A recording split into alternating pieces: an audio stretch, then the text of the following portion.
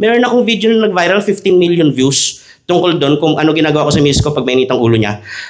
Tuwan-tuwa yung mga misis, tinatag yung mga mister. Tapos, nagsunod ako ng lecture, ano naman, yung kung paano, yung love language ng lalaki, ang pagmamahal sa amin, respeto.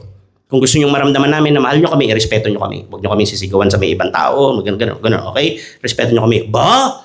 Yung mga misis, igagalang ko siya kapag respeto siya. Ba? Paano ko ikagalang-galang? Hindi na makagalang-galang. Ba?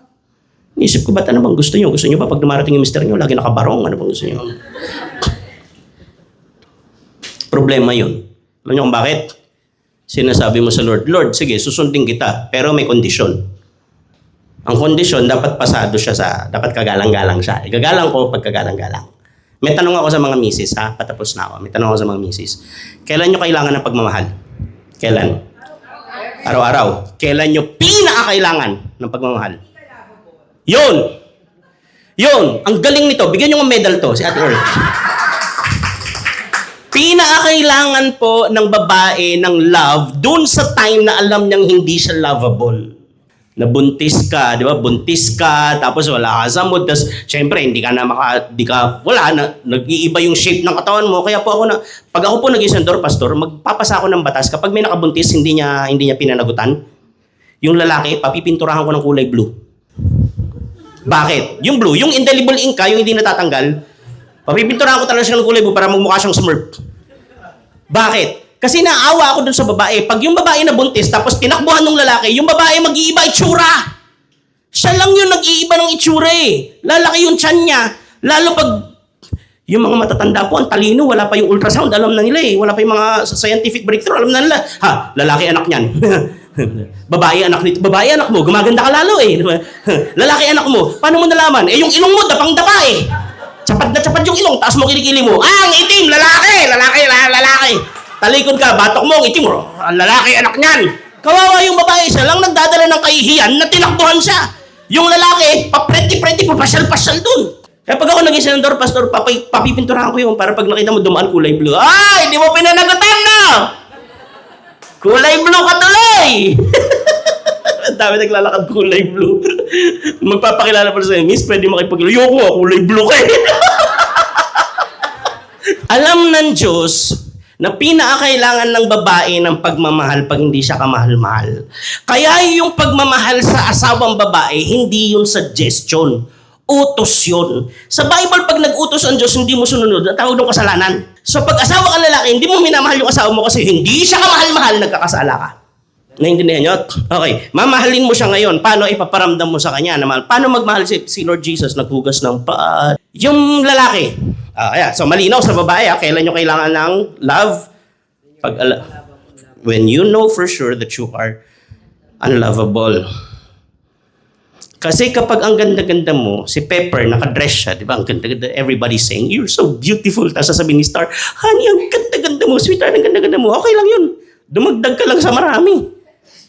Di ba? Parang it's just another day in the office. Ganun lang yun. Pero, kapag may sakit ka na sa ospital, tapos ang dry-dry nung hair, tapos nagtutuyo yun, no? Tapos sinusubukan ka ng, di ka pa naliligo, tapos sinusubukan ka ng mister mo ng lugaw, tapos sasabihin ng mister mo, anong ganda-ganda mo pa rin.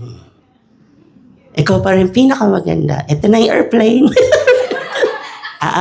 Big. Hindi na, yung sinabi niya maganda ka, hindi na yung galing sa mata, galing na sa puso yon. Kaya iba yung value nun. Tama? Na-appreciate nyo, di ba? Pag nilalove kayo, kahit alam nyo hindi kayo lovable, di ba? May tatanong ako sa inyo. Sa tingin nyo, kailan kailangan ng mister nyo ng respeto? Araw-araw. Kailan niya pinakakailangan ng respeto?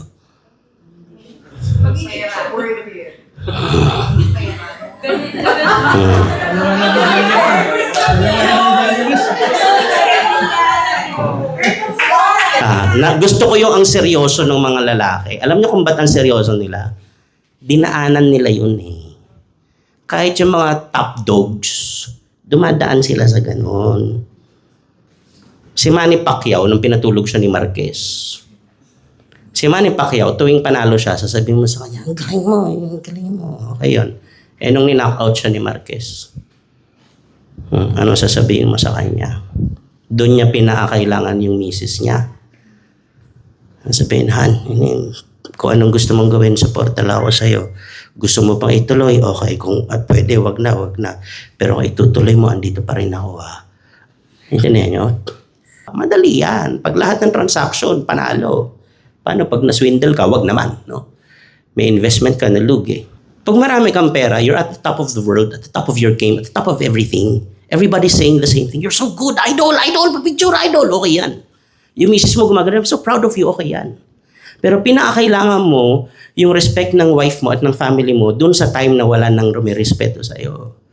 Tinalikuran ka ng mga investor, ganyan. Ayaw nila madamay, ayaw nilang ma-associate sa'yo. Pag dito, ganun, wala. Nothing is working, salubong sa'yo yung hangin. Alam niyo ba mga misis, gano'n kayo ka-powerful? Yung anointing ni Lord sa misis, ganito.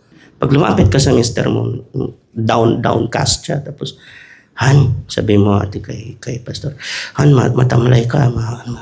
Tinan mo ko, kumusta? Ano nangyari? Look at me. Look at me. Huwag kang susuko. Kaya mo yan, ha? Suporta ako sa'yo, ha? Walang iwanan, ha? Kaya mo yan. Nandito ako para sa'yo, ha?